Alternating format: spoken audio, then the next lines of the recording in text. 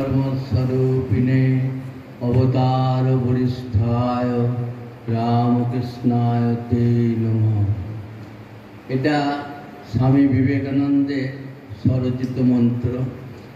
এর ঘটনাটাও আপনারা জানেন, তবু আমাকে তো বলার প্রিপারেশনও নেই আর আমি কোথাও বলি না, কিন্তু এখন ছোট ভাইরা যে এত সুন্দর করে বলে আমি না বললে পারে বলবে বড়দা কি মূর্খ, ওই জন্য আমি একটু ওই ওদের কথাগুলোকেই ভাঙিয়ে বলবো। সত্যি কথাই আমার কোনো যোগ্যতা নেই, আমি বিনয় দেখাচ্ছি না, সত্যি বলছি আমার কোনো যোগ্যতা নেই। উপস্থিত মায়েরা, শ্রদ্ধেয় গুরুজনরা এবং পূজনীয় মায়েরা ও উপস্থিত আমার কি আত্মূর্তি নাম আত্মনাথানন্দজি এবং প্রেমাত্মানন্দজি, প্রেমানন্দজি আমার খুব প্রিয় এবং খুব বুদ্ধিমান। ও ফটোকারিতা করেছে আমার সাথে। আমি এসেছিলাম হংসেশ্বরী দেখতে, তা ও তো স্বতঃস্ফূর্ত আমি হ্যাঁ মহারাজ আসুন। ওর একটা গুণ আছে কি, ও একটু সিনিয়র সাধু টাধু দেখলে মনে করে কিছু পাবো হয়তো মহারাজের কাছে, এই ভেবে ও আমাকে করে, কিন্তু আদৌ কিছু পায় না। ও যে এত বড় একটা 1 কোটি টাকার উপর বাড়িটা যে শুরু করেছে, আর আরেকটা করতে ওর অন্তত 2 কোটি টাকা লাগবে, তা ও যদি বলে মহারাজ আপনার ভাড়ে কিছু আছে নাকি, তা থাকলেও আমি কিপ্টে আর কি। যাই হোক, তা আপনারা একটু দেখবেন ওর ওই কাজটা বেশি নয়, প্রত্যেকে যদি 100 টাকা করেও যান অনেক টাকা হয়ে যাবে, ধীরে সুস্থ দেবেন। আর ও সেগুলো রেকর্ড করে রাখবে, আপনাদেরও ভালো লাগবে, আশ্রমকে দিয়েছেন। যাই হোক, ওর প্রচেষ্টায় নাকি এই সারদা ভক্ত সংগ্রামটা নাকি হয়েছে, আমি কারোর মুখে শুনেছি, আমি জানি না সঠিক। তো ওকে আমি কৃতজ্ঞতা জানাচ্ছি। আজকে আমি হংসেশ্বরী মাকে পুজো করতে এসেছিলাম, পুজো দিতে এসেছিলাম, পুজো করিনি, পুজো দিতে এসেছিলাম। সেখানে ওর সাথে পরিচয় আছে, ও তো গোয়ালিয়ার ছিল, ওইটা এখন রামকৃষ্ণ মিশনের একটা সেন্টার হয়েছে। তা ও একবার আমাদের বেলুমঠে বা এই দিকে আসতে গিয়ে এই হংসেশ্বরীর এখানে এসে ওই আশ্রমটায় মহারাজের কাছে দেখা করে গেছিলেন। তখন মহারাজের একটু বয়স হয়েছে, শরীরটা ভালো না। তা মহারাজ একটু সাধু মানুষ তো, একটু মুখ ফুটে কিছু বললে পারে, সেটা ভগবান একটু ভাবে আচ্ছা সদিচ্ছা একদিন না একদিন ফলবে, এটা ঠিকই, সদিচ্ছা একদিন না একদিন ফলে। আমিও এটা আপনাদের সাথে জোর করায় বলতে পারি। স্বামীজি এক জায়গায় বলেছেন, if you do good work money will come from heaven. যদি আপনি ভালো কাজ করতে, মানে ফেলে দেওয়ার মতন কাজটাকে একটা জায়গায়, সেখানে ঠাকুরের ফটো আছে, ওটাকে অবশ্য ফেলে দিয়েছিল, সেইটা মা নিয়ে ঠাকুরের পুজো করতেন। ঠাকুর একদিন দেখে বললেন, ও তুমি এটাকে পুজো করছো, তা ভালো তা ভালো, কালে এটা ঘরে ঘরে পুজো হবে। তারপর ঠাকুর আবার নিজে ওইটাকে দিয়েছেন। তাই এটা ওনার ধার করার থেকে বললাম, তা নাহলে আমি বলতে পারতাম না। ওনার আর একটা ধার করা আমি বলে দিই। উনি বলছেন যে ঠাকুর ইচ্ছা করলে 1 মুঠো মাটির থেকে লাখো লাখো বিবেকানন্দ তৈরি করতে পারে। শুধু লাখো লাখো বিবেকানন্দ নয়, ওর বলার সঙ্গে সঙ্গে আমার মনে হলো লাখো লাখো এরকম সৎ মানুষ, সৎ চিন্তিত সব মায়েরা, সব মানে কি বলবো শ্রদ্ধেয় আমার গুরুজনরা, ভাইরা, দাদারা, উনি লাখো লাখো তৈরি করতে পারেন। কিন্তু একটুখানি মতিগতি, তার প্রতি শ্রদ্ধা, সে তার মানে শ্রীরামকৃষ্ণ নয়, কৃষ্ণকেও বুঝতে পারেন, তাতেও উনি বুঝবেন আমাকেই বলছে জয় রাম জয় কৃষ্ণ সেই রামকৃষ্ণ। তারপরেতে আপনি কালী, হংসেশ্বরী, যা ভজন বুঝবেন।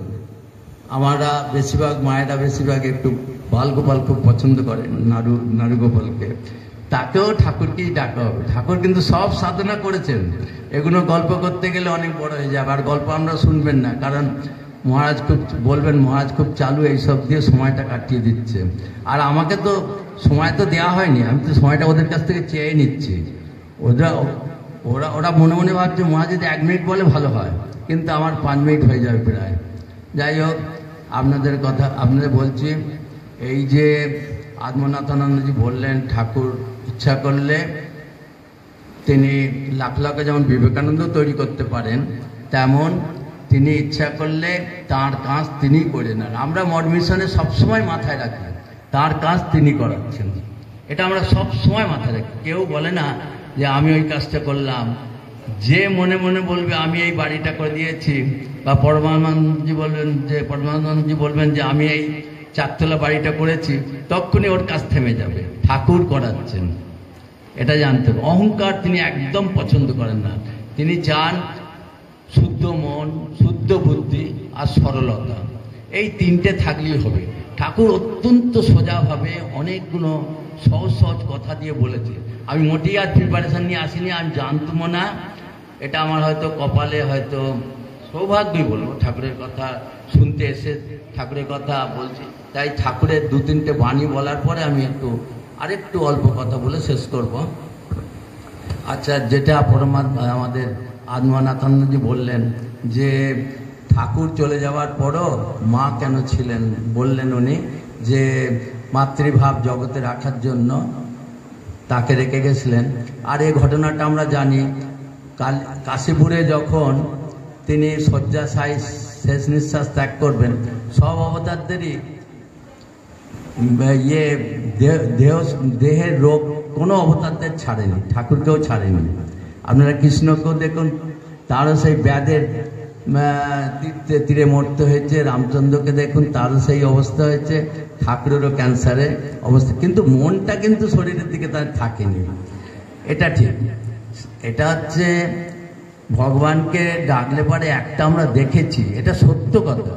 আপনারাও তো ভাববেন যে ভগবানকে ডাকছি তবু এত কেন কষ্ট হচ্ছে। আমারই তো আজকে দাঁতের যন্ত্রণা হচ্ছে।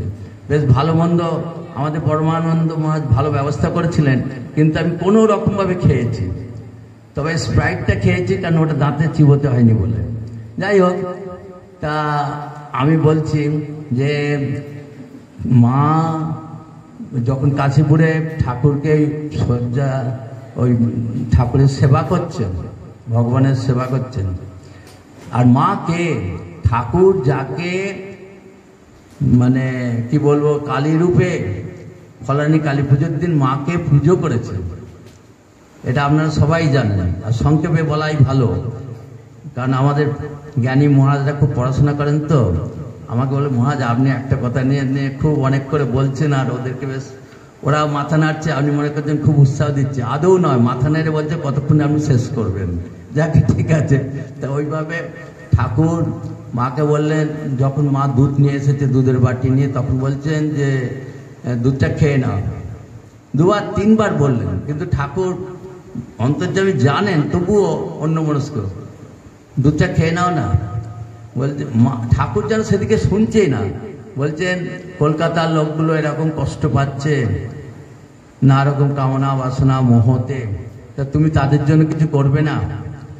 মায়া জগৎ তো কামনা বাসনা থাকবেই, কিন্তু তবুও তাদের জন্য একটা আদর্শ জীবন যদি দেখাও, তাহলে নারীরা এই যে কত কষ্ট পাচ্ছে, বিশেষ করে ভারতীয় নারীরা একটু বেশি কষ্ট। সত্যি কথাই, সেরকম তাদের যে ভেতরে অনন্ত শক্তি, অনন্ত জ্ঞান তাদের আছে, সে সম্মান আমরা দিই না। সেইটা মা কিন্তু মাকে ওইটা দেখানোর জন্য ঠাকুর রেখে গেছিলেন, যেটা আমাদের আত্মানন্দজি বললেন। আর স্বামীজি সম্বন্ধে কি বলবো, স্বামীজি যখন আপনারা জানেন ঠাকুরের কৃপায়, ঠাকুর যে কত বড়, তিনি আমেরিকায় গিয়ে জয় করে যখন ফিরে এলেন, শিয়ালদার থেকে তাকে অভিনন্দন জানানো হচ্ছে, তখন জয় রামকৃষ্ণ করছে। এবার স্বামীজিকে বলতে বলছেন, স্বামীজি তখন বলছেন, হে ভাতৃ বন্ধুগণ, তোমরা আমার অন্তরের তন্ত্রীতে খুব বড় আঘাত করেছো। শ্রীরামকৃষ্ণের নাম বলে তিনি ইচ্ছা করলে এক মুঠো মাটির থেকে লাখ লাখ বিবেকানন্দ তৈরি করতে পারেন।